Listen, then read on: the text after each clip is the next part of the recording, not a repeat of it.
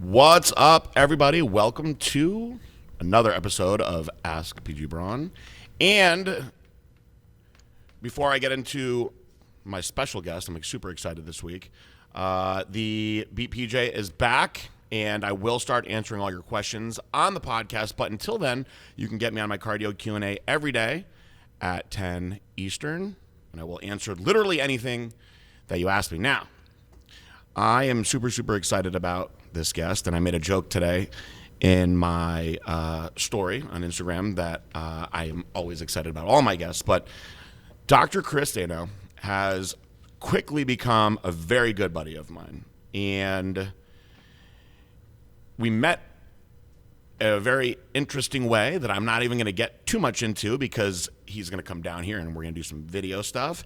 And he got me very into ozone therapy. I'm going to have him talk about that in a minute. But I want to give you guys a grand introduction to how cool this guy is, how many things that he's done. And this is going to come across very fanboyish. But I am his fanboy, so that's okay. So for starters, listen to this bio right here. For starters, Dr. Chris is a world-renowned speaker, and you will see as we start going, we're probably going to talk a lot. He's an author. He is a former Mr. America, Mr. Universe, which, by the way, we sponsor every year. He is, of course, IFBB Pro bodybuilder. That's what happens when you win the universe. And what I thought was the most awesome thing about all of this, because that's a great stat sheet right there, is after defying a deadly terminal disease, which he's going to talk about as we go on, in his early 20s, Dr. Zaino leveraged his experience to get his doctorate and becoming one of the largest wellness clinics in the world. You guys know I'm very passionate about that. Seeing thousands weekly in regenerative medicine, stem cells, male vitality. And he has created a project called the IAmHeroProject, which I would like to say a couple of things that I've really gotten involved in right now are because of Dr. Zaino, are the coffee enemas and, of course, the ozone therapy that we're going to talk about in a little bit. And really, he's just a very positive and motivating guy. And if I didn't suck him off enough, I can keep on going. He's very handsome, by the way, which you guys will see when you watch the video. But hello, Dr. Chris. Thank you very much for coming on and jumping on the show with us. PJ, brother, awesome. And thank you for everybody who's watching and listening. And you'll get a lot of value, guaranteed. Did I do you enough justice in that? Well, I was. It all goes back to Rocky 3 when they introduced Hulk Hogan and Thunder Lips. Like that to me is the ultimate intro. That is a hell of an intro. That's my 10. So if that's a 10. I mean, you did pretty good, man. Okay. Now, we always wing the podcast, so we're gonna wing it. But I would like to. Nobody that I know really knows anything about ozone therapy, and I just said that you have got me into ozone therapy. So before we go back in time to your beginning, do you want to tell everybody about ozone therapy? And obviously, if they go and Google it, they're going to see a bunch of different things right now. Yeah. What you have me doing is much different. So I guess let's give them a layman's perspective of what ozone therapy is, so our regular listeners can kind of understand. So ozone therapy, oxygen's O2, this is O3, right? It has that extra oxygen molecule. And ozone therapy, it increases the digestible oxygen of the body. That's the key word, digestible, like what your body's able to actually absorb and retain of oxygen. But the way ozone works, a lot of times we get our oxygen, of course, through our lungs. It has to go through a different pathway than lungs because your lungs can only make it digestible so much. So you could have like intravenous ozone, right? You could do it that way, or intrarectal inseppellation, where you actually got to go, up the butt, right, to be able to get that in there, so it's absorbed by the colon. But it's tremendous. What it does is, number one, it at the cellular level, it helps detox the cell tremendously. Because just think, we don't just say the organ. I mean, every organ is broken down to cells. So if you just look at the cellular level, it detoxes the cell with the amount of oxygen. It increases mitochondria, which is the powerhouse of the cell, and detoxification. So that's where the extra energy and power comes from, and longevity. Then what I love about it, when it comes to viruses, bacteria, and parasites. So when used intrarectally, as we'll talk about today, because I believe the colon is the digestive tract plays such a huge role in your chemistry, in the absorption of your nutrients, your food, your mood. When that's healed correctly, it actually does a couple things. The ozone will actually deactivate bacteria like in dysbiosis and SIBO and all these other, if you guys been on antibiotics, chances are you got some type of dysbiosis in the gut. It deactivates viruses.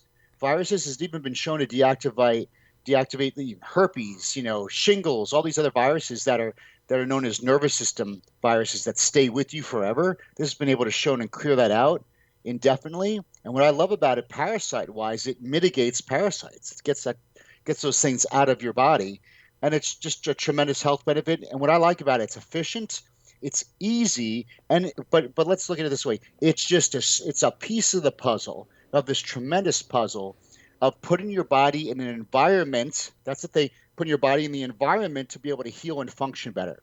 So that's why we eat a certain way. Like, you just want to make it, as long as that body's in the environment, the host is strong, then it has the best way of adapting to whatever the heck's going on, pandemically or not. You're in the best chance of adapting and staying healthy long term. So, and if you want to, we could talk more about how I found out about it. And I found out about it because I had two buddies that actually flew overseas. They had cancer. We were same age, same profession. One had melanoma into the lymph nodes. Looks like he had a roll of grapes underneath his armpit. Another buddy had 5 tumors. They went to Marbella, Spain, where, by the way, guys, outside of this country, cancer treatments in natural holistic ways are very prominent and very successful, to the point where this doctor was even bored of it, right? And these guys came back 3.5 weeks later in remission. And so when I asked him, well, I don't have cancer, but I want to know what you're doing, because whatever they were doing was putting the body in the right environment to heal. Then they started telling me the things they were doing, and they were super simple. Like, I was like, that's it, because we're told in this country, cut, poison, burn when it comes to cancer, chemo and all this stuff. But it was like, really? How would you do that? Ozone and hyperthermia, all these little things, oxygen chambers. And I started implementing as many of those as possible that I could honestly see during my day would be efficient. I'm not going to totally go out of my way, but for like you said, 1 or 2 minutes a day, it's absolutely worth it. It's a great investment. We met because of Jen Strobo, who knew that I had a little. I have a condition. I'm not going to get too into it today, but one of the things that I have said publicly is that I had Epstein-Barr virus and had a couple other things going on. And she said you should really talk to, my buddy Dr. Chris, and we had a great conversation. And coincidentally, Sammy, who you guys have known, have worked for me for a while, he knew that I was going through some stuff. He loves to research and experiment with new things. He had told me that there was a place locally that was doing ozone therapy. So I started reading about it a little bit myself, and the place that's doing it locally is doing it through IV. And so it was already in my head when we spoke, and it was so nice to speak to a doctor that was so passionate about something, because many doctors, unfortunately, they don't, I don't want to say they have no knowledge, but a lot of them don't, of any of the holistic or homeopathic or really modern new techniques of treating the body. They want you to take this medicine or do this therapy, and that's it. So you can't really find this information unless you find a specialist, like yourself or the guys that you found. So after we spoke, I started implementing it every day. Now, down the road, when I have Dr. Chris come back, we're going to do an awesome video and really get into it more. You guys know I love doing videos on how to become, I always say, how to become superhuman. And I've been doing videos for years on IV therapies and glutathione and, cryotherapy and all kinds of stuff. So this will be an awesome video when we do it. But today I want to go back to the beginning, and I want you guys to know some of the things that I know and I want to learn myself about Dr. Chris. So when you go back in time to your childhood, right? We're not going to get all weird and philosophical now, but were you playing sports that took you into bodybuilding? Because I find that so much of the stuff that we do is centered around bodybuilding, but what got you to the bodybuilding? Yeah. Oh, no, PG. Here, let me show you this right here. I'll show you. All right. So, like most people, back when I was growing up, like it was either Arnold or Stallone got Mhm. you, mainly Arnold got you into bodybuilding. Sports, I look way more athletic than I am sports wise, but it was my dad. Now my dad had me at an older age. He was 47 when he had me, but he had just this really good build. And I always have this picture. I wonder if you could see it. Yeah, Yeah, there you go. showed me that. So It's amazing. that was my dad at 17. So Amazing. back in 1948. So in 1948, like he was considered a freak, right? I And mean, where who was he like working out? Because there wasn't many gyms back right? then. BJ, he found a bar with cement blocks and he would do these ass backwards exercises. When he showed me how to do exercise, I'm like, that's totally ass backwards. He would eat salami sandwiches. And what's your ethnic background? Italian. Well, it's funny. Like I'm supposed to be half Italian from my dad's side Hmm. and half Italian from my mom's side. I mean, half Syrian from my mom's side. But I got the genetic testing done, and let's go back to that. I'll share you a badass story about that and kind of what I found out. So yeah, that'll be a really good story. Everybody will enjoy that one. So 50-50. That's supposedly it's different now, but I'll tell you that later. But yeah, so that was he just grew up in New York and he would go on the beach and he was about 165 pounds, 170. And yeah, so his identity was, his build. He was strong. And I wanted to be just like my dad, man. So I was but I was an emotionally eating kid, So when you have half Italian and half Syrian, everything's around food. Food. Every good, bad, indifferent thing. There's food everywhere, and food was comfort. My dad would be the guy with the gallon of wine at the meal, and so I would drown my boredom in food. And I was that, I shopped in the Husky section when I was a kid, so that wasn't good. So I moved from New York to Florida at 12, and my dad's like, when we move to Florida, like most New Yorkers do, Hmm. I'll get you a gym set. So he got me a gym set. Yeah, yeah, I got it. And so in Were my they the room, sand he had, weights? huh? Were they the sand filled ones? No, no, no, no. This was good. Let me get it. Hold on. So he got me this, no, a Pacific Fitness, dude. It Oh, was that's no nice. joke, That's dude. nice. Yeah, my, Shit, my right? biological father dropped off a bunch of rusty bars, and some of the old timers will remember the weights that were filled with sand, and they fit on those skinny bars, and that's what I had when I was young. But that's how I started. Yeah, with the screw Yeah, collar. yep. Yeah, so I started doing that at 12, and I kind of I definitely had an eating disorder, but I just couldn't throw up. So I clearly had an eating disorder because I wanted to get thin, and I responded real well. I mean, my body took to it, and then at 12 or 13, I'm getting attention for how I look or my arms, and so now I'm getting significance. People are seeing me where I was this quiet, introverted kid, and I'm getting attention for something. So shit, when I get that attention, like I became obsessed, irrationally obsessed, because of like this is kind of my identity, and I got to keep it up. And people were rooting for me to break bench records and stuff like that. So bodybuilding gave me this identity. It gave me an obsession. It kept me out of trouble. Like I never drank. So I would pour out beer So at in high parties. school, you didn't get hammered at parties and stuff. No, I poured out the beer Oh, and I filled was it up with bad. water, and I would drink water out of the beer bottle and That's beer great. can. And then college the same way. It kept me out of trouble, kept me out of being promiscuous. Yeah, I was just and at by seven. But I got really. I was a real big back then, and we'll talk about like you could change your body type. Like people say you're endo and you're meso. Mhm. I was a big endomorph, and so I was just really bulky. The only cut I had was the one on my ass, and I think I went from 98 pounds to 207. And then the only way I could get this shit off was I got to do a show. So I did the Junior Florida when I was 18 in 1997 or Oh, we 96, started young. and that was the beginning. That's when the bodybuilding started. I got second in the Open at 18, and I won my first overall at 19 or 20, the Mid when, Florida when, Classic. when Deep you Warner were and all when these you guys. were So in high school, were you yeah. one of the only guys that were working out like that?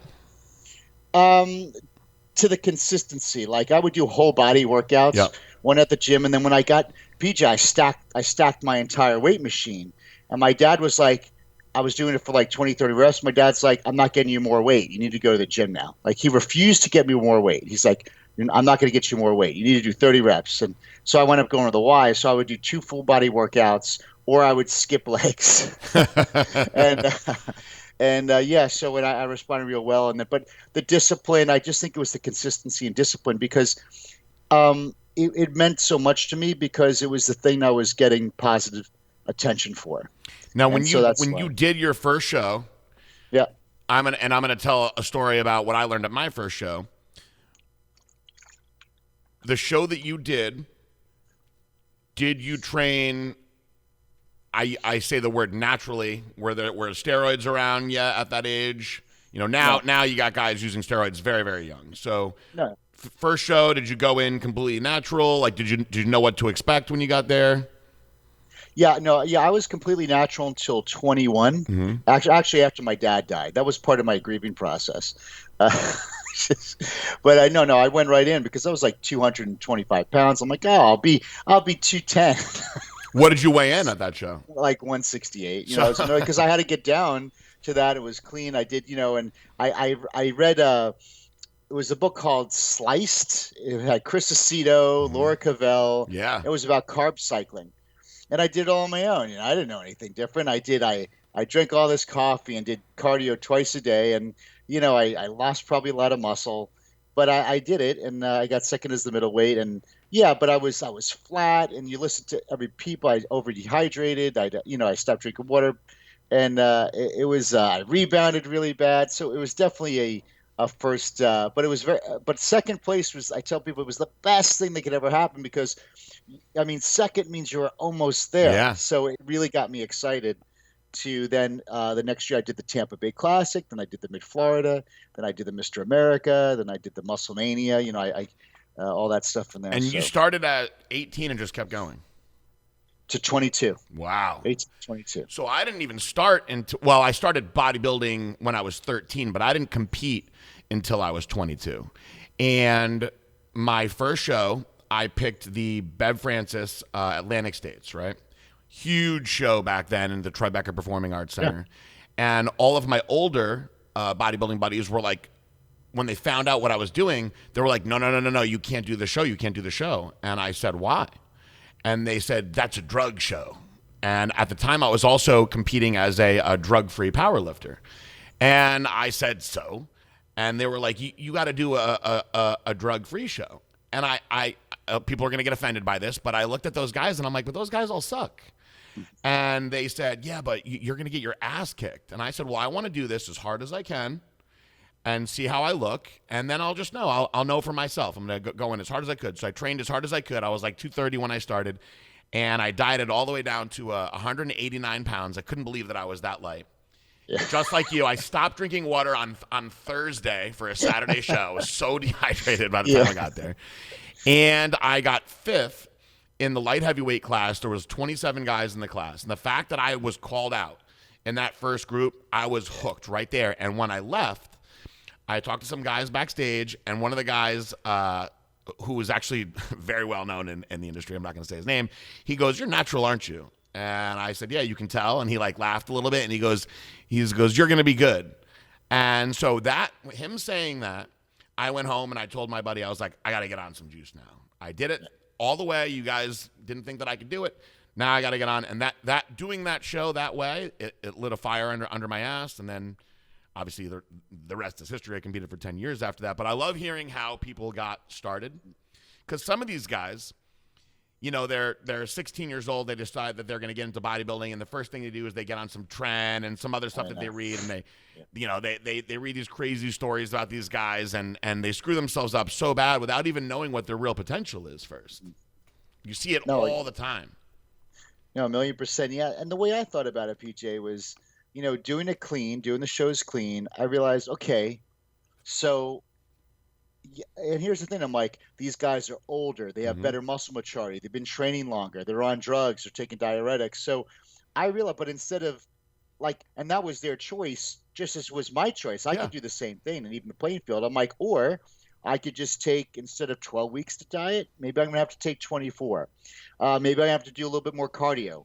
I can't really cheat on those meals. You know what I mean? And it was just a matter of a little bit extra time and making sure I was conditioned. and then I would beat guys in their 30s that were tanking for years and stuff like that. So I just loved the discipline of it. And then really, when I did make the switch, we could talk about when I made the switch, it was just, I thought, oh wow, like Ronnie Coleman. Now I'm going to turn it on. Yeah. It wasn't that dramatic. It was yes, conditioning was ridiculous, but size wise, not much. But my conditioning was far by like crazy. How much did you practice posing when you first started? A half hour a day, about 6 weeks out. So much, and it's funny. I don't want to. I people say I sound like my grandpa now. I'm always bashing the younger guys, but I feel like there's so much less emphasis and practice that goes into the posing now. And you watch a lot of the shows, and the guys can't hold their poses, and they shake. And one of the things they said about Big Ramy at the Olympia this year, Weinberger said this actually, was that he hit his poses first, and then held them longer than anybody else. So while these other guys were doing all the dramatics and this and that. Yeah. He hit his pose with confidence and just held it. And they said he practiced so much.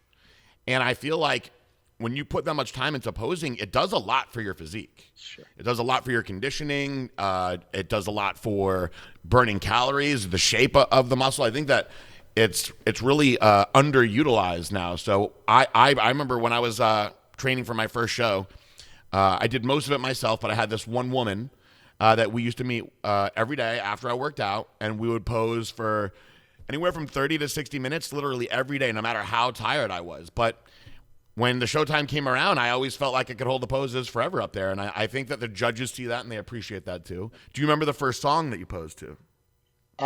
Yes, it was the soundtrack from Rocky IV, the training sequence song. Oh, that's great. So you're a big Rocky guy then.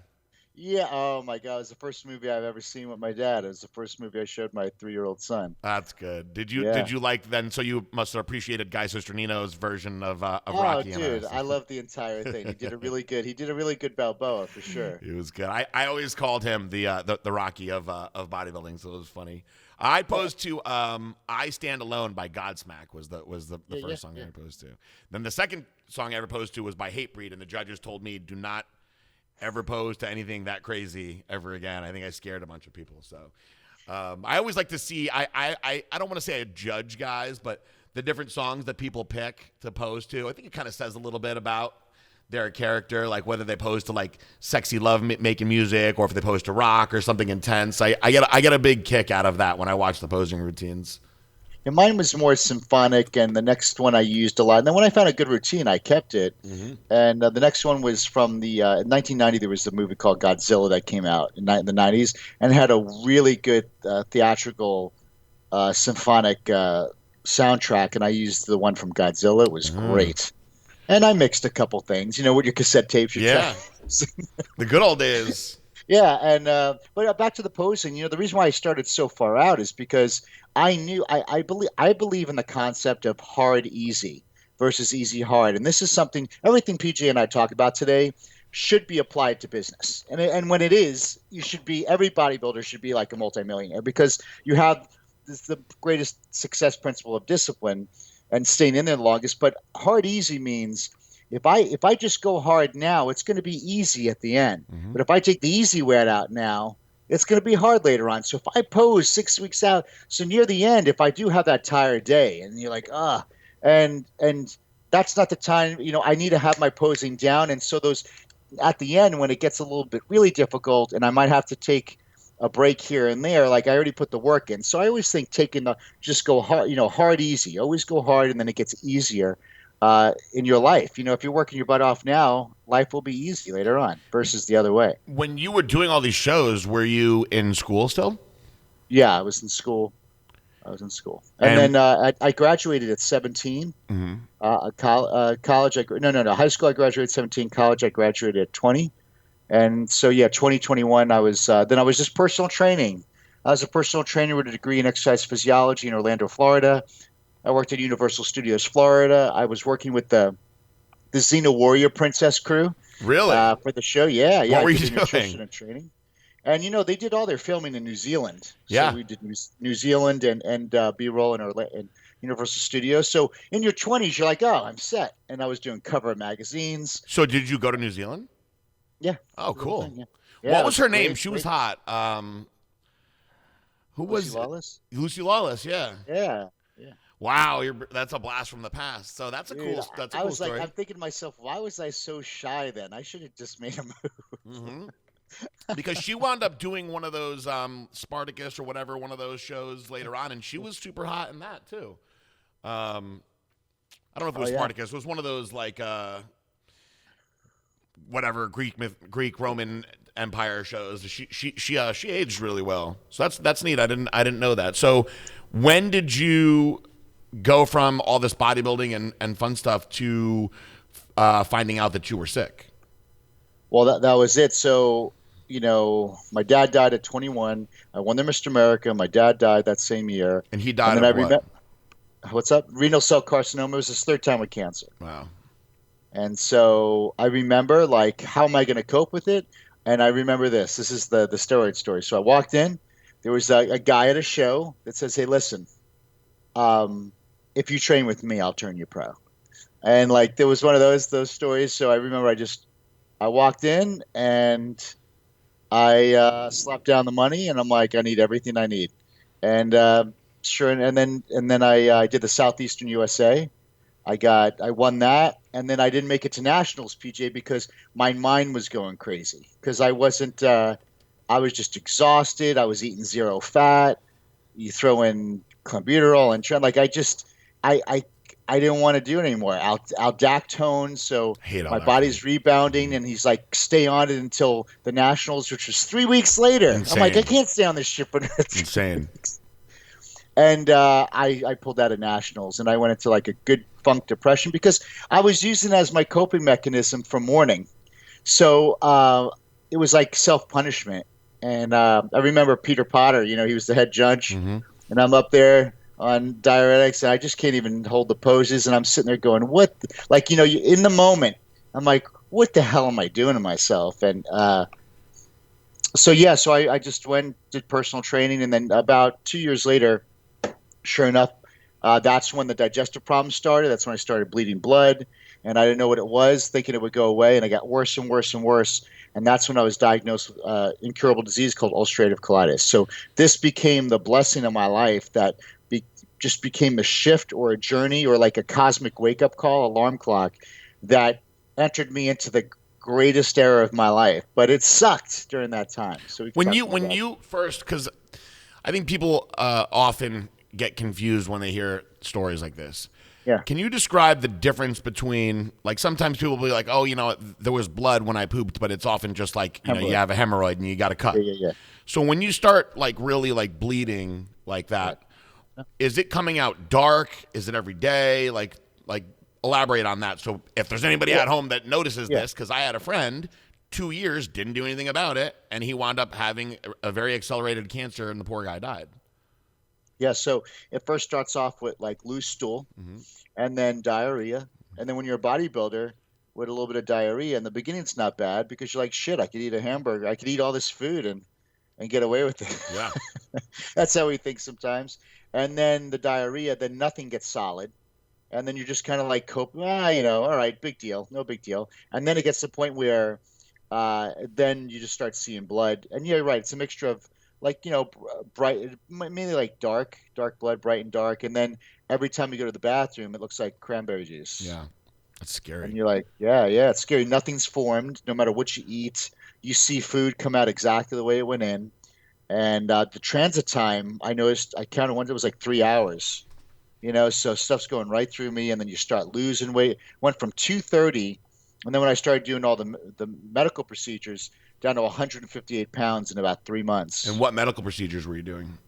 So what I mean, well, let's. I always you got to always allow me to tell this part of it, and this is because this is part of me healing. I didn't do anything about it, guys, because I thought it would just go away. Then when I knew something was wrong, and I looked up blood and stool, and you're right, it said cancer, and I'm thinking my dad had cancer, my grandfather had cancer. Shit, do I have it at 26, 25? And then I didn't do anything about it. Listen to this. I didn't do anything about it until I lost my bowels in public at a TJ Maxx. Like I mean, it literally took me shitting my pants in public because I couldn't hold it anymore in front of 40 people. And you weren't just shitting your pants; it's blood and mucus, and you got jeans on. Like it looked like probably my lower half exploded. And what's going on And in your mind when that's happening?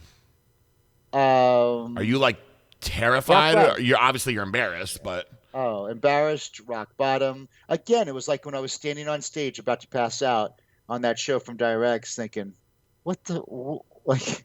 What the were, hell? were What you the hell's alone? become of me?" Huh? Were you alone? Yeah, I was alone. It's because I had a routine. Everywhere I went, I would look at the bathrooms, make sure they were there. Because it wasn't just a physical disease anymore, guys. Like when you got to go to the bathroom all the time, it becomes an emotional Hmm. anxiety thing. You don't go anywhere because you're like, or you'll eat at 10 a.m. and then you could go somewhere at 3 because you have nothing left to eat. But even water, if you drink water, like PJ just had that Pedialyte, that come out too, right? So yeah, and then the bathrooms were locked, PJ. They were doing some construction, and the anxiety of what if I didn't have to go, but the anxiety of, well, what if I need that bathroom and those bathrooms are locked? That whole mental process made you like a self-fulfilling prophecy, made you go to the bathroom.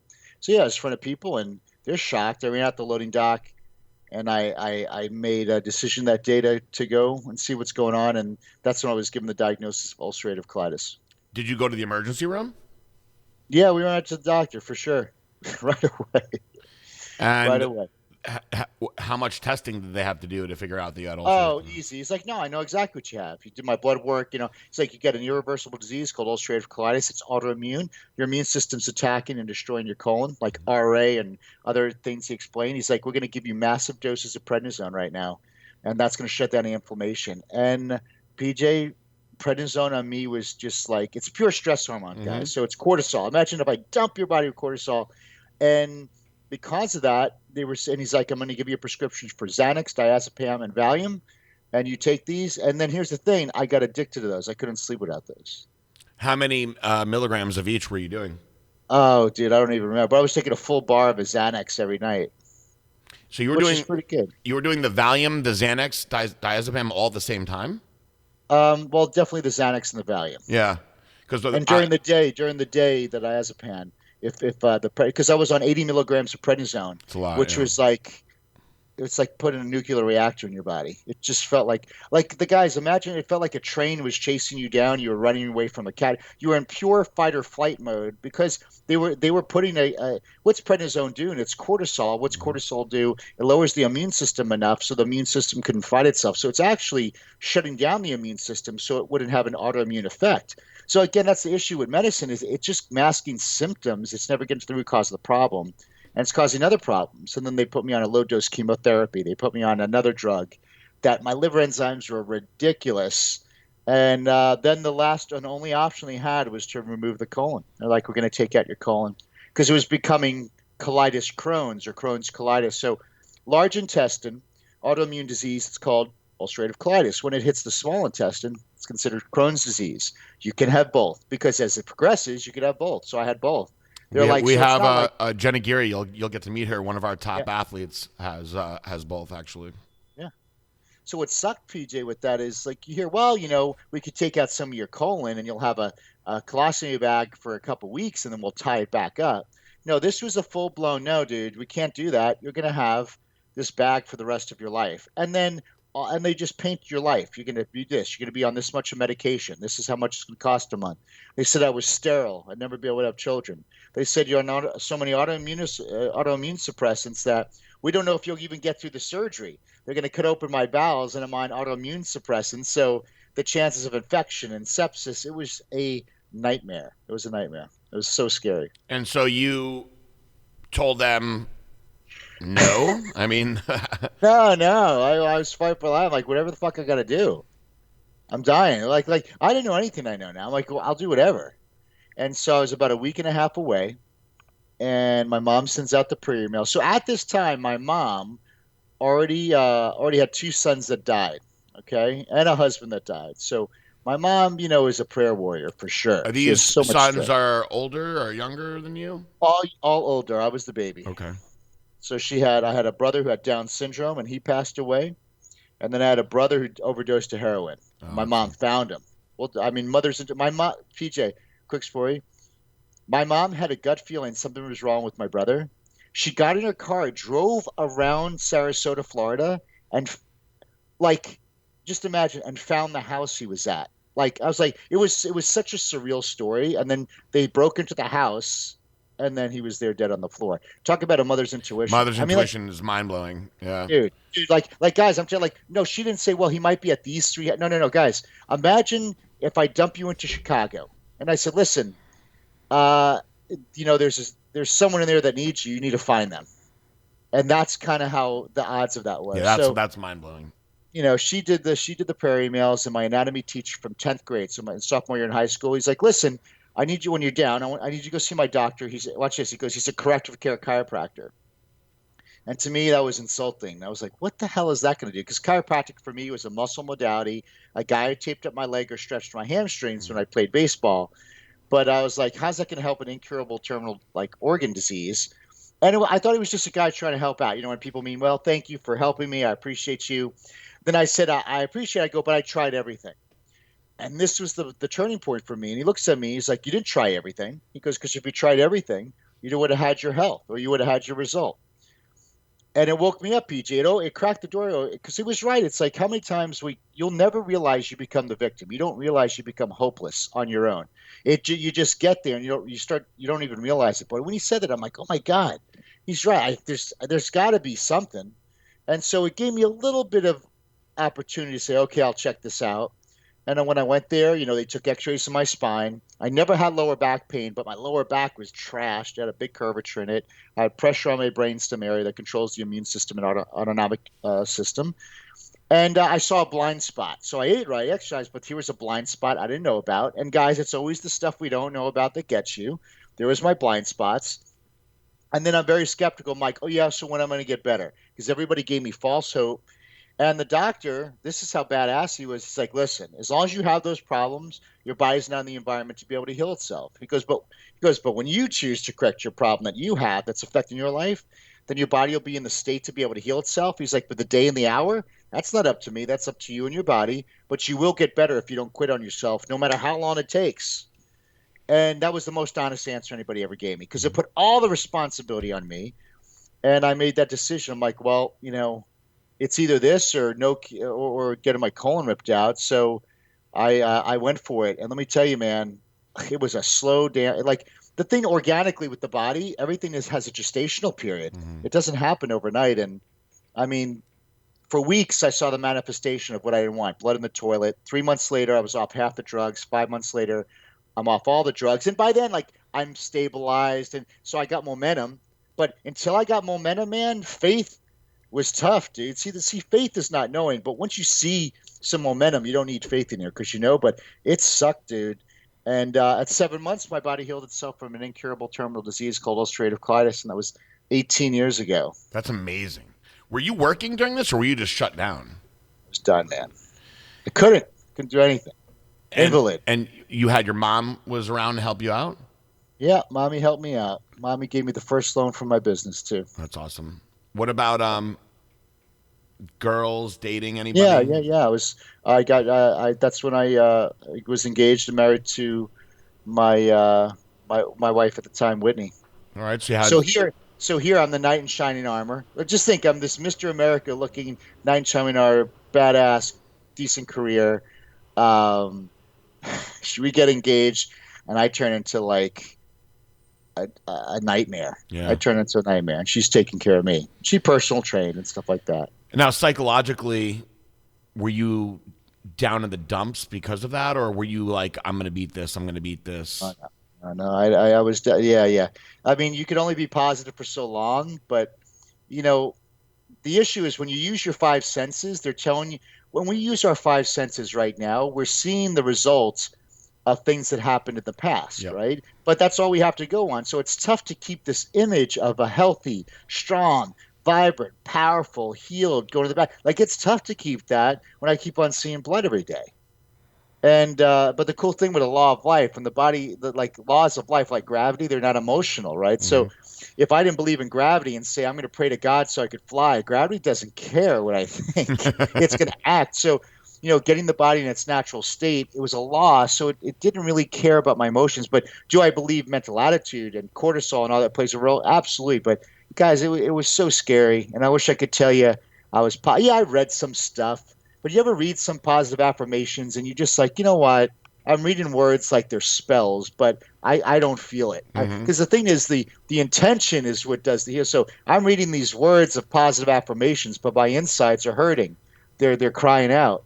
I just want to be better. And one thing I noticed, PJ, I appreciated health so much more at that time because when you realize when you don't want, I didn't want to be sick anymore. And when you realize what you don't want, you really are able to clarify what you do want.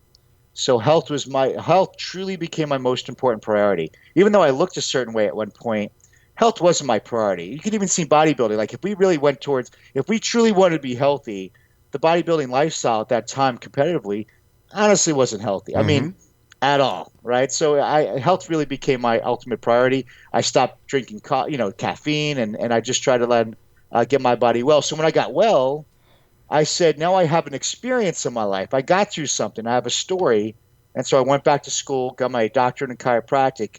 And that story we just went over, I told it 5,000 times at least. And I built the largest clinic in the world, the wellness clinic in the world. I think we saw 2,800 people a week.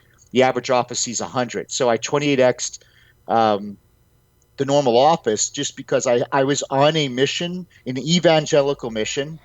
It was like Star Wars. I was literally out there, like trying to save lives, as many as possible. I would do it anywhere. I sacrificed everything to get in front of people and tell that story.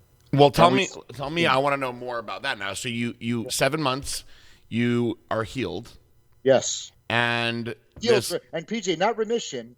Like, don't any doctor give you bullshit that you're in remission, because remission means what? Well, it's still there. Yeah. See, they'll never let you out of it. No, it's at 35. That was 20. At 35, PJ, I couldn't get life insurance. If you have any disease like that, there's no way you're gonna get life insurance. So I was like, I haven't taken a drug. This is gone. So I went to a gastroenterologist, paid him $500, said I don't want any anesthesia. I'm going to pay you cash. I want a colonoscopy, and I did it awake. Yeah. And he's like, yeah, everything looks great. And then I sent him down. I told him my story. He's like, and the same drugs, they use the same protocol of medication today than they did 18 years ago, proving they have not put any effort into finding something better. So, I mean, I got proof that it was gone too. And then I got my life insurance. So, wow. Yeah, man. So that was, I got healed and I decided to go to school for it. So when you got healed, you were how old? 27. And you went to school where? I went to Life University in Marietta, Georgia, and Parker University in Dallas, Texas. Now, this the first chiropractor that you went to see? Yes. Do you still speak to him? He has passed away since. Oh, but yes, he was good. He was part of my story.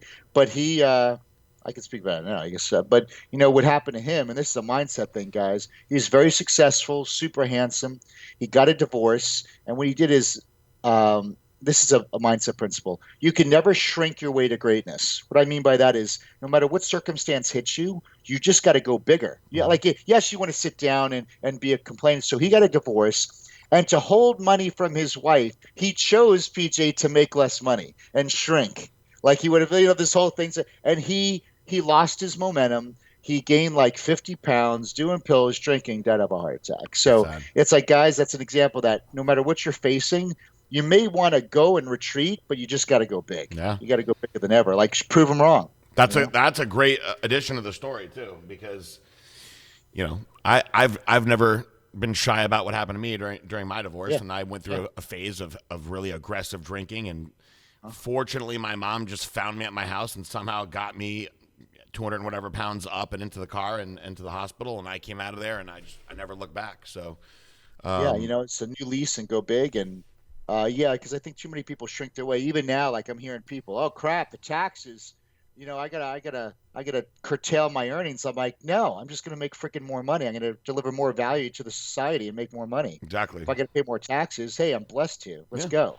But I'm not gonna shrink. You're not gonna shrink. No, I don't understand that mindset either. It's sad that he did it to himself, but he played an important role in your life. Huge. So you got your doctorate in chiropractic. How fast did you start your mission then? Right away? September I graduated. October 2005, I opened up the practice. So September 2005, I graduated October 2005. But the key was I realized in school, and guys, this is a big entrepreneurship thing. People down school a lot in the student loans. Let me tell you, the 350 grand I spent in student loans to make millions and millions and millions of dollars is the best freaking investment Yeah. ever.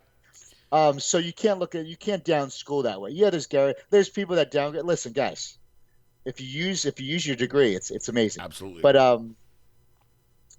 I knew though school was not going to teach me business because chances are I was being taught by teachers who were former doctors that weren't successful. Mm-hmm. So I knew that. So when I was in school, I just knew, hey, pass the test, jump through the hoops, get the piece of paper.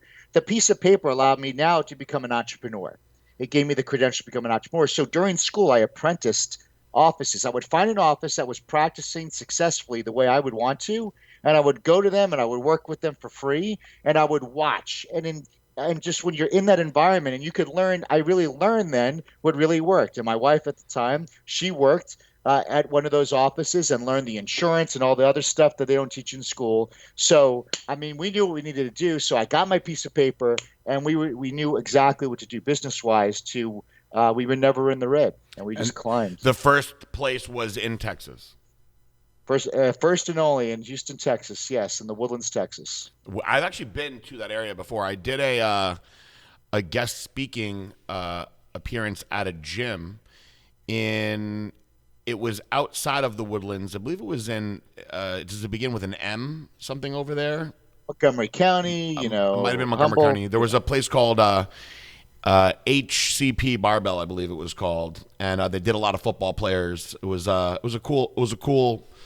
I remember that everybody was so appreciative and polite, and it was cool to see how football was there because I had all these young and big football players came up, shook my hand after, and they were like, "Thank you." The parents were. I taught them about basic nutrition, to help them get into college, get better scholarships and be better football players. And even some of the kids that they brought in that were like 14 years old were like these beasts. It was amazing. BJ, I have a farmer. I get all my food local farmed here, and Jason the farmer, dude, the guy's literally got 10-inch wrists. I believe it. Yeah. It's like because he drinks raw milk. Like these farm boys, like their bone density. It's like I look at their hands; they're like catcher's mitt for hands. I'm like, holy cow, these guys they're dense. So They're when you opened the place, it was just you and your wife. Yeah, Whitney and I, and we did that, and I try to do what other practices did. In fact, when I was and my one thing when I went to this area, I tried to reach out and connect with other chiropractors, and just like, hey, we have something in common, and they absolutely discouraged me. One guy loved it. One guy is like, you're just going to be a small tadpole in a really, really big pond. I love that. Mm-hmm. And I'm like, so I wound up owning the whole fucking pond. So it's pretty good. And it just motivated. Then I realized I can't talk to these people. I got to run my own race. And the key for me is I was still very scared and introverted. And I tried to impress people with information and not story. And I would have the PowerPoints and the shiny objects. And one day I was asked to speak at a Rotary event here, and in the Rotary they had some oil guys, they had some doctors, and so I had what I call imposter syndrome. If you guys know what imposter syndrome is, it's when you walk into a room and you feel I really don't belong here. You feel like an imposter, and it's just a low self-esteem, low self-value delusion. And I forgot all my props. I forgot my PowerPoint. I forgot my script. I used to read out of a book. And I was going to flake and leave. And I said, you know what? I'm going to go in there because I was trying to impress these people. I'm like, you know what? I'm going to go in there. I'm just going to tell my story. I go because no one could call bullshit on my story. No one could tell my story better than me because it's my story. Like I own that. It was the first time I got a standing ovation. It was the first time people came up with cash saying, I want to put a deposit down for an appointment. And since that right day, I threw away all the PowerPoints and all the bullshit. And then I just told my story, but at the same time telling my story like I do here, I'm able to sidestep and teach a principle or sidestep and then educate at the same time through context of story. And when I'm talking about shitting my pants and all this other stuff in front of everybody, it's very healing. I mean, like when you're able to share and open up your heart and share the deepest, darkest secrets, it's a level of connection that you'll get with an audience and people that's unparalleled. And at the end of that talk, people were sitting there, and whether they liked chiropractic idea or not, all I knew is they said, that's the dude that I want to take care of my health and my family's health. So that became the rapport mechanism, that speaking and telling your story and sharing your most troubled times to the world in a beautiful, heroic hero's journey. And when you first told the story and you got this standing ovation, Yeah. how did you then say, so it was so positive, you say to yourself, well, I got to get my story out there more. How did you then go and get your story out more? Then I was willing to speak anywhere. And here I was a kid who never wanted to speak a word. So I put in all the Jason's delis and stuff, I put win a free lunch, so I could speak at offices. I put on dinners. So at Macaroni Grill, it was Macaroni Grill at the time, we'd advertise and on Facebook and stuff and fill those dinners up. My patients would bring people to a dinner, and I would buy them dinner and tell my story and sign them up. And we grew 2,000 visits in 19 months, which was ridiculous. I love It was this. huge. This is great. This is great Huge. It information. was so fun. And why isn't it like that now? Because the cloud moves. You're onto other things. My passion is moving elsewhere. Well, there's no social media back then, so you had to go all over the place. You had to do these things. Yeah, but it was so worth it. It was hard, easy. I'm so glad I went hard then, because now when it feels like I'm benching 7,000 pounds, and benching more is not going to do it. But it was nice that it built such a momentum and such a referral based lifetime type of practice. Come COVID, no worries, man. We're still open. It's still busy, right? Because I built such a culture. So from 2005 till now, it's progressed, obviously, in 15 years. The place has got to be considerably different. Tell me what's so different about the place from when you just started it till now. I mean, you must have a bunch of different people working for you. I mean, is it all just the same office still? Yeah. I mean, the volume is not nearly as high. It's probably half, or a little bit less than half, because my energy, my not that I don't have energy, my energy isn't there. Like, I take full responsibility. I knew that, like, I just don't want to do as many talks. I was doing 4 or 5 talks a week. I just don't want to do that anymore. I wouldn't even say I'm burnt out. I don't believe in that, but I would definitely say that I did it, and I want to do something bigger and better and more awesome. And I realized that I had a very personality-driven practice, so I had a Superman syndrome going on, meaning that, PJ, I couldn't leave my office without getting emails. You left me. Any associate I brought in, he doesn't adjust like you, this and that. So I was like, wow. So I started resenting that. And so now I'm transitioning to a model of, I want to be more of a Wizard of Oz. I want to be behind the scenes, almost a phantom, and have a system running it, because your personality could drive it. It could make it huge, but then you're somewhat chained to the business. And I just in this time of my life, I want to travel, have fun, have great relationships, and explore the world. So with where you were when you were sick to then starting the business and having all the success, where did the parts where you started getting into these more experimental and modern types of medicine, when did all this come to play? I would say in the last 3 years, because what was happening is, like, I was getting a little bit tired of doing the same thing.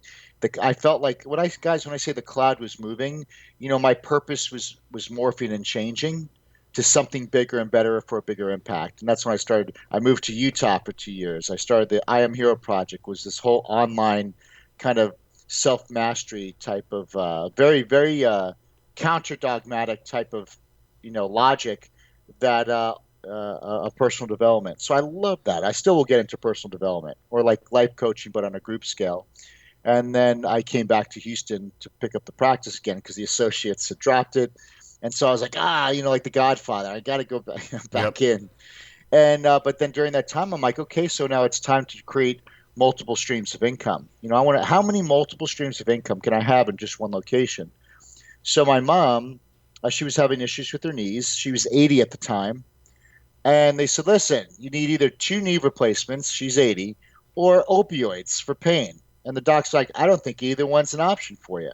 So then we tried. I heard Mel Gibson talk about his 92-year-old dad who got stem cell therapy, and absolutely his dad went from the Mayo Clinic gave his dad 10 days to now his dad's 102 years old. Wow. So it's like, ooh, stem cells. So I got my mom some stem cells. 9 months later, she's walking 3 miles a day.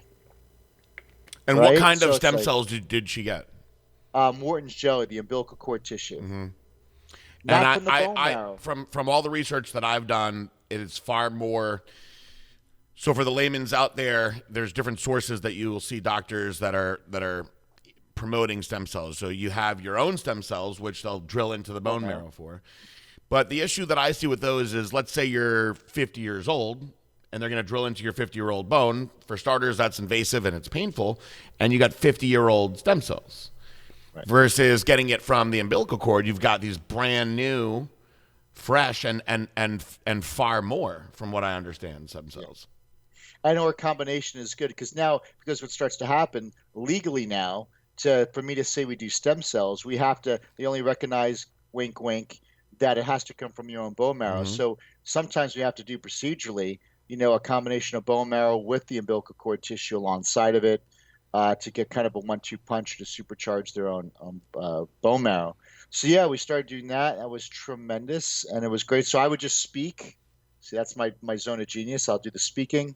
And I was so nice, PJ, because hey, I'm Chris. I'll be your educator today. It was so nice. It's amazing. It's so nice to be hey, I'm just your educator, and so I took that whole doctor thing off my shoulders, and then we brought in decompression. We did this, and then the stem cell arena also went into the male vitality, which that's going to be my next act for sure. But it's going to be more like a James Bond, Playboy-esque male vitality type of concierge service where, it's sexy and it's about male vitality. It's about, being like Sylvester Stallone when you're 75 and not being like this very medically white coat stethoscope. And then we also opened up a medical tourism in Cancun, which deals with two types of patients: the no option patients, PG, the people that America's like, sorry, we can't do anything for you, and then they do the surgeon there does stem cell in the brain and the spinal cord. Just had a gentleman, C4 fracture, paralyzed from C4 down. He's moving his arms and he's starting to move his legs again. So just great stuff there.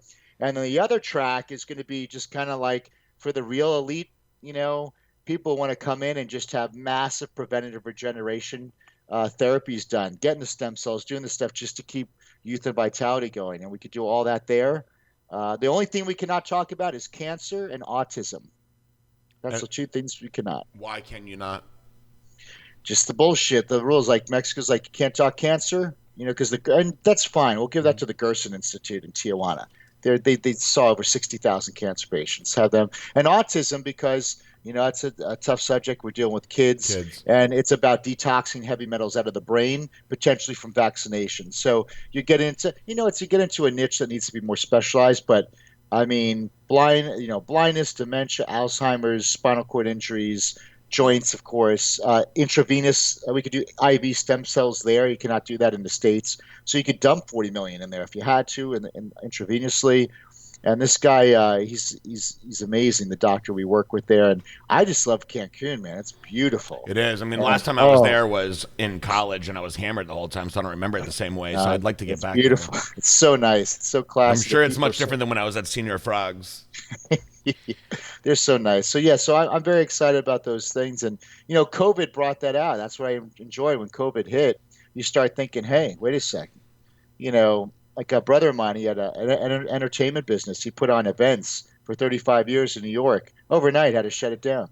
So it's like, wow, so do I have enough multiple streams of income coming in to where, because I just know, well, I saw how quick the world shut down. It'll happen again. So I want to make sure I never have to worry about that again. Very important. That's what you do. So you go big, right? COVID, a lot of, yes, I wanted to go small. I complained like a bitch for a couple days, and then you're just like, no way, man. Let's freaking, go be counterintuitive and go really, really big, because plenty of companies made billions because of COVID. So I'm like, no, I deserve to be one of those companies that only expands during trial times. Absolutely. So there's so much benefit to my dad being here, because my dad is the classic worrier, and it's really good to have that, because it gives you a different perspective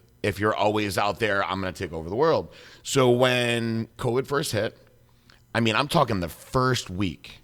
Yeah, man, we're scared. We're like, that's biological terrorism or something. He sat me down and he was like, we're going to have to talk about downsizing and letting people go. And I was like, we're not talking about that after 1 week. And he was like, it's realistic. And I said, listen, I will forego my salary for however long it takes, which I have done before in the past. And this is not to, hype myself up or anything, but sometimes as the boss, you got to do those type of things. I said, I know that we'll get through this.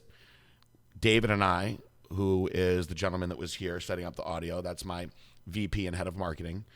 And he's also, I tell people he's a certifiable genius. He won't admit it. I said, David and I are going to come up with some plans of things that you can do from home, and let us figure that out. And one of the first things that we figured out was the at-home workout, and we released that the first week, and we got 10,000 downloads. And of those 10,000 downloads, over 5,000 of them were new customers that had never purchased anything before. And then of those 5,000, 3,000 purchased again in 30 days. So we actually, and I try not to talk too much about this with the climate of the world is we actually kind of were thriving during that period, but we had to figure out other ways of making it happen. So when and I say this in a way that I mean it to be positive, although it could come across negative, is when there are times of peril and people give up, there are people that will evolve, and the people that will evolve will figure out how to really evolve and come out on top. And it's sad to see the people that go down, but it leaves more opportunity for the people that want to evolve to make other things happen. Now, there are a couple things that I think that we might have skipped over that I have to talk about with you. Yeah, let's do it. The one that it's always in my mind, and it's on my mind pretty much every time we talk, is, I call it the dirty diaper story. Yes. And I want to get it. I don't even know how to segue into that after all the stuff that we talked about. Yeah. But I want you to teach us all about. I don't even know the proper medical terminology for what you did and how you did it, but I've been really just stuck on this since you've done it. What a cool story this is. Which one? The dirty diaper. When you took your son's diaper. Oh, yeah. To get a whole new ecosystem. All right. So this is about doing whatever it fucking takes. So this is a fucking, excuse my language, awesome story. Yeah. So my first son, Justice, he had cradle cap. And it was like, oh, is this a staff thing? What's going on here? It's like is it something? It's an internal thing going on. And we talked to someone. He's like, yes, the mother is able to pass that through.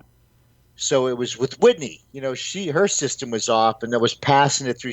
My kids were breastfed for 2.5 years each, right? So it was being passed on through to Justice, and he's like, the guy's like, what does really great things to restore the microbiome of the gut is fecal transplants. And what that was is because they're like a probiotic of Acidophilus and all these 3 other strains. It's like there's thousands and thousands of different strains and fungus and bacteria, like all these things to create the microbiome. So you're not going to get that in your basic on-the-shelf, non-refrigerated probiotic or sauerkraut. So he's like, so there's fecal transplants. And I'm looking at my ex at the time. I'm like, what the fuck is this guy talking? And then he has the audacity to say, I'm like, well, where do you get this stuff from? He's like, well, you want to find it from a good donor that has a healthy microbiome. And I wrote on a piece of paper to my ex. I'm like, he's going to try to sell us his shit. Sure enough, he's like, well, I could help you guys out. I'm like, sorry. Wow. So that was the thing, knowing that. So I looked up fecal transplants, and it's like with people with ulcerative colitis, with all these other things, with amazing stuff. Like a hospital, this is not like hospitals do this now. That like they do it for Crohn's and colitis and SIBO and all these infections. So it's legit, medical legit. And so one day, it was just like when I was getting better, I would have like, even though I beat colitis, I would have certain times where I felt that, oh shit, something's coming back. So I was having a couple weeks. I remember, BJ, I'll tell you when it happened. It was when Gaspari had those two products like Sizon and Super something Pump intra 250. workout and Super Pump. Yeah, that'll make you shit. Dude, it destroyed my Yeah, gastrointestinal that'll make tract. you shit. I was just going through me, going through me. Then I'm like, oh my God. And then in your mind, you're like, that fear comes back. I don't want to go through this again. I beat this. What the hell's going on? I got a career. I got kids. So I had I had a 1-year-old at the time, Titus. So I'm thinking, well, Great name. who has a perfect digestive system? I'm like, this kid has just been breastfed. He's breastfed. He's got no vaccines, and like he's just as pure could get. So I remember, I'm like, hey, wait, my ex. I'm like, next dirty diaper, like that's the whole one. Like you got to give it to me. And she's like, for what? I'm like, just because I didn't want to tell her what I was doing. So I got it right, and then, you put it in a Ninja or one of those little things, blend it up. I put it in an enema bucket. Now, guys, I was going to the bathroom. It was me. It was getting bad. I did the enema with that, and I retained it. You got to retain it. In 24 hours, it was perfect. How long did you retain it for? Forever. I'm not gonna let it. Like it was probably like not that much fluid. I got in there and I just retained it, and and it was like that. Amazing. And so, at his wedding, I'm so gonna tell that story. You have to. Now, Toast, please. now, where has that type of procedure evolved to now? Oh, MD Anderson everywhere. Cancer treatments everywhere. And you can just go in and what are they? Absolutely. But where are they getting the clean the right feces from? Well, they get donors and they screen it for like infections and stuff like that. I'm and then so it's almost like a prepared formula that they put in there. Yeah, but it's you could do it anywhere. They do that during cancer treatments, chemotherapy. It's routine now. And is it done like with a suppository now? There's two ways they do it, PJ. Sometimes they do a lot of the patients that have the the nose to feed the stomach. Mm-hmm. They'll put it through there. Wow. Capsules, or they'll do enema if it's cold. But a lot of times they do it, through the nose. Wow. Amazing. Which is because they already have that. But yeah, I mean, it's a routine thing now. It helps cancer patients because chemo destroys all that stuff. It gets them through a lot of stuff, and even vets do that now. We had especially a lot of you guys with vets, like your dog. If their bowel's not correct, you could ask a vet, hey, listen, you do fecal transplants, you find one, and it really helps out for sure. Yeah, I had not of all the research I've done, I have not heard about that until you told me, and I was super interested. See, nothing freaks me out. People are always like, these things don't freak you out. Nothing freaks me out. It doesn't freak me out to mainline my own veins with my IVs. The idea of putting clean poo into my own butt to make myself better doesn't freak me out at all. And the other thing, well, there's two more things, but the other, as far as the health side goes, the other thing I wanted to talk about is, when did you first get into ozone therapy? How long ago did you start? How did you do it, and where has that evolved since then? Yeah, so ozone therapy, again, my friends were doing, the ones who beat cancer. He's like, yeah, they do ozone therapy. It's intrarectal for 1 to 2 minutes a day. I'm like, great, sign me up. Where do I get it? So that was just an easy, I'm just going to add this into my life. And that was an easy, thing to add. And probably 5 years I've been doing that now. And I'm strong as, just great. Anytime I feel run down or something like that, I might do an extra time. But that just became, PJ, just like that it just extra added preventative maintenance for my health tip. Not that I needed it for that one thing, but I just knew the benefits of it. I'm like, hey, for 1.5 minutes, to turn the thing on and the 1 minute and be done. It was a no-brainer for me for a very small investment. But were you already doing the coffee enemas before that? Yes. Well, no, I started all this at the same time. Okay. So my friends went there in Spain. They did coffee enemas. They did ozone therapy. They did hyperthermia where the tumor sites were. Mm-hmm. They induced a fever in the area of the tumor because they said a fever is your body's natural. It brings the immune system. It recharges it to actually fight it. They were in Marbella. They had them do 3 to 4 hours of sunlight every single day, naked. just basically in their backyard, they like Hmm. just to get as much sun as possible. And I'm like, so what type of? How about this? I'm like, so what nutrition? Were you eating greens food? They're like, no, we were eating like lamb and Guinness beer, like lager beer and stuff like that. So it was the protocols they were doing, and I was like, well, great, I'll get ozone.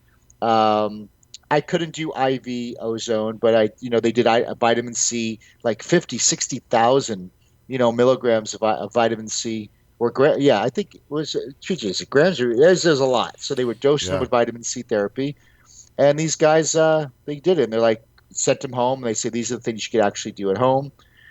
Even the point where flaxseed oil enemas to super oxygenate the cells to make them more positively charged to kill off the negatively charged cancer cells. So they just had a whole way of looking at bringing the host of the body to an environment where it would be best adaptable to fight a disease process. And so that's where I brought the ozone in and the coffee enemas. Because the coffee enemas, here's the thing with that. I was like, wow, you stick a lot of stuff up your ass. I know, dude, but when you lose your health, Yeah. I'll take it. I'll take it. See, Hmm. that's the thing. Like, that stuff, all that shit, pun intended, it freaks you out until you're like, dude, I'm going to do whatever it takes to get well. And when Hmm. you have a digestive issue thing going on, all the supplements or whatever I take, it's not getting absorbed anyway. So you Hmm. got to kind of go the other way. So the coffee enema, what that happened was when they started using that, it helps the coffee enema. It dilates the portal vein of the liver, and it makes your liver purge the toxins. Your liver makes three-fourths of the right side of your body. It's like a filter. And when that thing gets clogged and it's not purging into your large intestine, it gets congested. So earlier days when they were doing a lot of natural cures with cancer and they were eating a lot of raw juice vegetables and green juices, the cancer was dying off, the body was healing, but all the dead cells and the disease cells were getting pushed into the liver, but the liver wasn't able to dump it. So people actually died quicker because their liver was failing. So they started entering in the coffee enema that dilated the portal vein of the liver, making the gallbladder and liver flush out those toxins for 16 minutes. And they did it every 4 hours because that was, that every 4 hours they did that. And people just started beating it like this, beating like that. So I'm like, okay, great. I learned the importance of not only colon health, but a lot of us don't realize liver health, especially as bodybuilders. Hmm. Liver health is tremendous because liver, just think of liver, it's like the filter of your body. And when that thing gets clogged and congested, and it's just and it can't methylate, like your body's not going to work correctly. So I started incorporating that. I think the beginning of PG I did like once a week or twice a week, and then I just my life changed. That was like if you want to talk about something life changing. It's funny. Just to let you know if there's any ladies listening. That's my first. I always got to talk about that on the first date. I'm like, hey, just got to get this out of the way. What's the weirdest thing you do? I'm like, well, let me just tell you because I got to get out of the way because I got to get it out of the way because if we go on a trip or something, like I'm bringing this with me. Yeah. And two, I went up converting them, and they become like they love it. So it just becomes something where it just fresh, like you're clear thinking. And plus your liver holds. Believe it or not, guys, Chinese medicine says that's where you hold a lot of anger, right? And I really noticed a difference just on metaphysical levels of that as well. So I just again incorporated in my routine. That's 16 minutes. That becomes my morning reading session or whatever it takes. But I incorporate that all for just always keeping that liver health. So I take my liver supplementations and then those to flush it out as well. And he has gotten me hooked as well. So I do my coffee enemas every morning, and then I do my ozone therapy. And you guys know I do my IVs multiple times a week. Now we didn't talk about. We have to because Yeah, this is yeah, still a bodybuilding show. When you got your pro card, yes, what year was it? Who was coaching you? What went through your yeah. mind? And where do you go from there? Great story. So remember, guys, I got sick. So my last show was the Southeastern, and I never had closure in bodybuilding. I got sick, and I never got my pro card. So I was 36, 35 years old, 36 years old, and one of my associates was getting ready for a physique competition, the Phil Heath Classic, right here in Houston. And he was dieting down, and at this time, PJ, I was eating all raw. I had three greens juices days and a salad.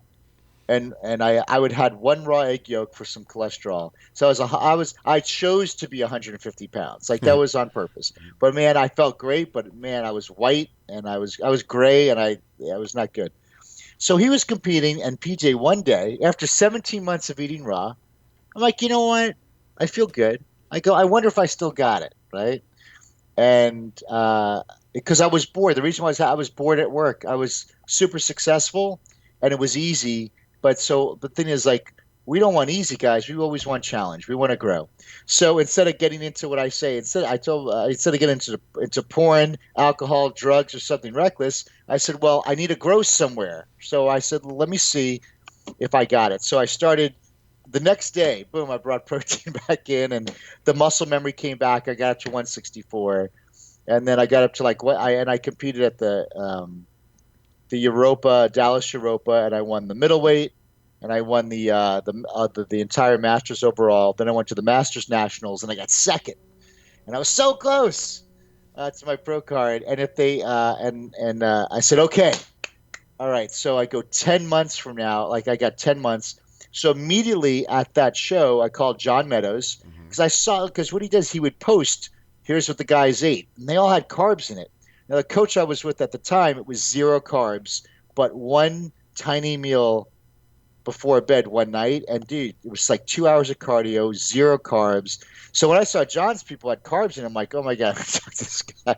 So I dieted. I say I dieted in the off season because I dieted in the off season. I mean, like what I mean by it is like I ate, I didn't mess around like that. I had to focused on the diet to gain the weight and drop the weight. And then I think 10 months later, I competed at 198 at the Team Universe, won that, got my pro card. Then the week after, I did the Charlotte Pro 212. And I just didn't want to get last. And I was 12th out of 13th because a 52-year-old guy showed up. So I was like, who won that show? Dobre, a Bulgarian dude. Okay. Dobre, something like, dude. These guys, it's like you could sink 4 knuckles deep into there. I was like, it was ridiculous. You look. Yeah, some of these 212 guys, they're 5'3" and they're just so packed with muscle. Slaps. And that was a great experience. So imagine, like, for me, the pro show was, I just turned pro. I remember that night doing cardio. I said, hey, I'll do the Charlotte Pro next week. And I was so happy and excited. I was like a spectator on the stage. It was like a total fan. There was that's such a great, Jackson. It's a full circle story. I love hearing stories like that. Yeah. And then since then, and then I made John my accountability partner. I think in every area of your life that you want to be successful in, or I have been, I had a coach or an accountability partner. Meaning that every Monday I send pictures, and you know how many pizzas and cookies we're not eating because I know, well, Monday I got to send a picture, and so that accountability has been absolutely worth everything. So, and the areas in my life that I wasn't successful, I did not have a coach or an accountability partner. So you still on Mondays send your pictures to Meadows? Yep. Wow. Well, shout out to John Meadows, the Mountain Dog. He knows I love him now. That's the picture. That's the picture I sent you. Like like that. That was my check-in picture.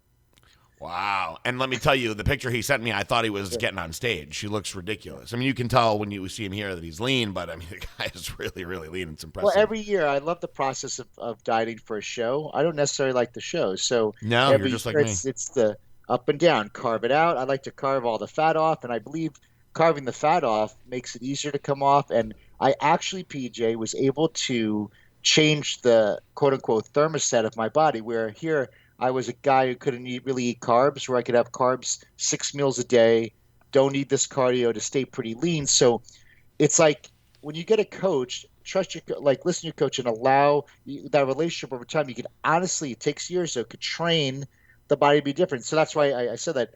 Here I thought I was this endo, but now I'm able to eat carbs. It's really nice, dude, to slowly over time be able to train the body to perform. I'm 44, so here it's almost 9 years later. I'm able to. I've never been able to get away with as much as I am now. Well, I always tell people that no matter who you're working with, whatever their plan is, unless you just absolutely hate what you're doing, in which case you shouldn't be doing it anyway, you've got to commit to your plan and stick to your plan. But if you have the kind of relationship with bodybuilding, for instance, where you're learning yourself and your coach is your eyes and you're learning together, as long as there's an open communication on everything that you're doing, you can figure out what is perfect for you, because not everybody is exactly the same. So people ask me all the time, well, what's the best for this and what's the best for that? I said, listen, I can give you an answer that's probably 80% accurate. But you yourself might be able to find something a little bit better. You've got to be on this plan to figure it out first. And so many people don't do that because they're going to ask this person, then they're going to ask that person, and they're, well, I like what this guy said about this a little bit better. And you can't do that. This is why I often, I know I'm regarded as a good coach, but when I know that people have coaches, I won't answer their questions. And I just tell them, go ask your coach. And I don't mean it in a dismissive way. I just know that what I say might be very different, and I don't want to disrespect anybody. So my opinion doesn't really matter if you've been working for somebody else all this time and you're just asking me a general question. Yeah. I think it's great that you still talk to John and send him pictures, everything. That accountability is huge. Oh, it's one of those things. But I have someone like that in all areas in my life that I value. There's some type of I gotta show up to them in a certain way to show that I'm on the plan and I'm listening to them. So I'm very coachable. That's the thing. I think it's huge. Like, just give me the target and I'll go for it. But it also keeps me focused. That's good. So now we've covered all these different things. Where is the future taking you? We'll close the show out on we've had a lot of high points, but where are you going now? Where are you soaring off to now? Right. Well, let me tell you that story that I wanted to tell you. Okay. When you said, "Are you Italian?" and stuff like that. This is a good one. So, a boy was found on an orphanage in a bag, a duffel bag, right? So he's in the orphanage, an Italian orphanage in a duffel bag for 16 years, never got adopted. And they didn't know his name, so they called him Duffel Bag for 16 years. And wound up having a family. They came to the States. And so my grandfather's name, that's where the name Zaino comes from. Zaino means duffel bag. Wow. Yeah, right? So what was meant for a circumstance really has changed. My son, they interviewed my son. Like, what's your name mean? He goes, Winner. I was like, holy shit. Like, so it's amazing how, like, no matter what circumstance you felt you were born in, that's not the final say. You have all the authority to change that. And so I always wondered, how's that happen? How do you put your baby in a duffel bag and put him on an orphanage steps? And then recently when I got my DNA done, it showed that I was 70% Middle Eastern, Egyptian, Mediterranean, and 27% Italian. Wow. And so I put the two and two together. Back in the day, you had an Italian and an Arab. They made it. They had a kid, and they were probably, whether it be religious reasons or whatever, probably more religion. Mm-hmm. They had to give that baby up. And so that was the origins of my story. I can't even get Italian citizenship. I wanted Italian citizenship, but they said, we don't have a family tree to really see who's who. But yeah, so that was. So that was my story. So here, my dad, who I said thought he was this 100% Italian, he had no clue. He was half Middle Eastern. That is amazing. That is truly amazing. Now, how would you go if you wanted to make this a mission? How would you go to find the lineage of his family from the duffel bag? I tried to. I hired a guy to get Italian citizenship. He's like, well, we can't get that. I mean, a buddy of mine was like a quarter Italian. He gets freaking citizenship for him and his kids. So, he's like, well, I could go deeper, but the orphanage right here, it goes back to here. I don't got nothing before this. And the orphanage is where? In Italy. But the duffel bag just showed up there. It was a baby in a duffel bag. Wow. So just imagine, you ever hear, you hear a puppy in a bag? No, yeah. It was a kid on the steps of an orphanage, and they called him duffel bag. Thank God he was okay. I mean, that story could have, we wouldn't be sitting here speaking to each other. Be here. No. That's so amazing. I think everybody should know your origin story. Absolutely. I did the Me 23. I was just with everything that's going on in the world. I just wanted a little bit of black. I was like, give me 2% black. I got Iranian. They gave me, but that's all I got. So I work with that. Well, listen, I truly appreciate you taking the time. I knew that we were going to talk for longer than an hour. I don't know how long it was. We messed around a little bit in the beginning. Not too bad. But everything that we talked about was very, very insightful. Plus, what's good about this kind of podcast is it opens the doors for other podcasts on these specific subjects, which I love to do. So the next time you guys see Dr. Chris Zaino up here with me, we are going to be doing some cool stuff with the ozone therapy because I've gotten really passionate with it, but I like to have experts around me at all times. And I think that in life, my grandpa told me once when I was young, he said, if you are the smartest guy in the room, that you'll never prosper in life. You'll never grow in life. You got to find people that are better than you in certain areas, and you learn from them. And so I went to Dr. Chris because I needed some help with a couple of things, and I've learned a lot already. And hopefully I can return the favor to him in certain ways. But this is just opening up the door for so many new things that we have going on beyond just our friendship. And so I expect you'll see a lot more with Dr. Chris, more than just the podcast, that's for sure. And really, awesome. I appreciate you guys. And, I always tell you, PJ, and everybody who's watching this, I always vote for your victory. Thank you. Your victory, and really just let you know when if you guys are watching and you get me on Instagram and you message me, I'm always going to come from a place of non-judgment, and I just vote for your victory. And that's so that's where you could contact. I think Instagram's the best place. That's I'm not selling nothing. Just message me, see what's up. There you go. That's a great guy right there. He wants to talk to you. Me, on the other hand, if you're in my DMs, it better be with nudes or because you want to buy some of my products. Right. And thank you so much, Dr. Chris. I will talk to you very soon. I really appreciate it, though. Great show. You're the best, guys. Thanks so much. God bless.